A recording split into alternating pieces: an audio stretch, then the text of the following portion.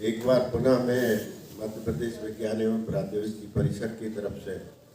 आप सबका स्वागत करता हूं और नव वर्ष की आप सबको बहुत बहुत बधाई और शुभकामनाएं भी देता हूं। और आप और हम ये मानते हैं कि एक परिवार की तरह है कि एक हमारे काम आपके बगैर अधूरे हैं।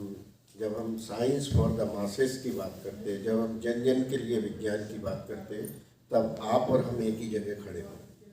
कि हम अपनी बातों को, एक साइंटिफिक टेम्परामेंट को, एक किस तरीके से विज्ञान प्रौद्योगिकी नवाचार पर आधारित हम समाज का निर्माण कर सकें। उसमें जितनी भूमिका हमारी है उतनी ही महती भूमिका आप सबकी है। और इसी कड़ी में जो हम अनवरत कार्यक्रम करते रहे हैं, आज ये मौका है कि, और एक बड़ा मौका है मध्य प्रदेश के लिए, मध्य प्रदेश के बच्चों के लिए, कि 31वीं नेशनल चिल्ड्रन साइंस कांग्रेस, जिसे हम 31वीं राष्ट्रीय बाल विज्ञान कांग्रेस ऐसा हम बोलते हैं, इसका आयोजन के दायित्व मध्य प्रदेश विज्ञान एवं प्रौद्योगिकी परिषद को इस बार भारत सरकार को दिया गया। ये भारत सरकार के विज्ञान एवं प्रौद्योगिकी विभाग का स्कूली बच्चों के लिए एक फ्लैगशिप कार्यक्रम। इसमें पूरे साल भर ये गतिविधि चलती है, जिसका समापन होता है नेशनल चिल्ड्रन साइंस कांग्रेस में। पहले डिस्ट्रिक्ट साइंस कांग्रेस होती है, डिस्ट्रिक्ट से जो बच्चे निकल के आते हैं विजेता के रूप में, वो स्टेट साइंस कांग्रेस में जाते हैं। तो स्टेट साइंस कांग्रेस से जो निकल के आते हैं वो national science children science Congress में जाते हैं, और फिर यहाँ पे राष्ट्रीय विजेता के रूप में वो घोषित होते हैं।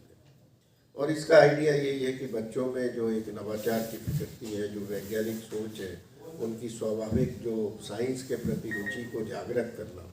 उनके आइडिया को हम कैसे प्रोडक्ट तक ले जा सके, और विविध विषयों में वो क्या सोचते हैं, उनकी कल्पनाएं क्या हैं, उनके समाधान,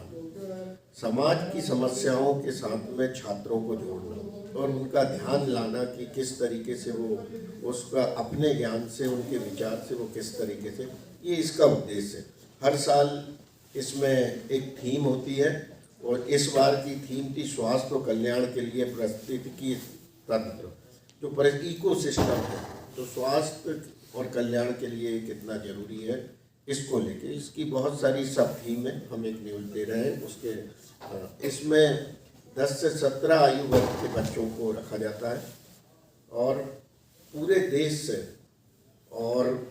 आप देखें इसमें तो ये एक ऐसा कार्यक्रम है जिसमें गल्फ कोऑपरेटिव काउंसिल के जो देश हैं, बहरीन, संयुक्त अरब अमीरात, कुवैत, ओमान, कतर और सऊदी अरब, यहाँ की भी टीमें आती हैं और पार्टिसिपेट करती हैं। लगभग 1000 छात्र, हर 2 छात्रों के बीच में जिनका एक प्रोजेक्ट होता है, उसका एक शिक्षक भी होता है, स्टेट कोऑर्डिनेटर्स भी होते हैं। फिर इसके बाद में जो मूल्यांकन करते हैं, ऐसे एक एवेल्यूएटर्स, पूरे देश के चुने हुए एवेल्यूएटर्स हैं, वो सब इसमें। इस कार्यक्रम को करने के लिए एक नेशनल एकेडमिक कमेटी बनी हुई है, NAC कहलाती है। उसमें IIT से लेके जितने बड़े संस्थान हैं, इनके लोग, जो इस कैरिकुलम को डिजाइन करती है, इस प्रतियोगिता किस तरीके से होगी उसको डिजाइन करती है, अगले साल की थीम को डिजाइन करती है, ऐसी नेशनल एकेडमिक कमेटी, फॉर्चुनेटली मैं ही उसका चेयरमैन हूँ इस बार, तो ये भी एक अच्छी बात है। इसलिए हम सफल भी हो पाए कि इसको मध्य प्रदेश में आयोजित किया जाए। तो पूरे देश की NIT, IIT, ISR, विभिन्न संस्थाओं के लोगों को मिलकर कमेटी, और ये पूरा तय करती है अगले साल की थीम क्या होगी, हमारे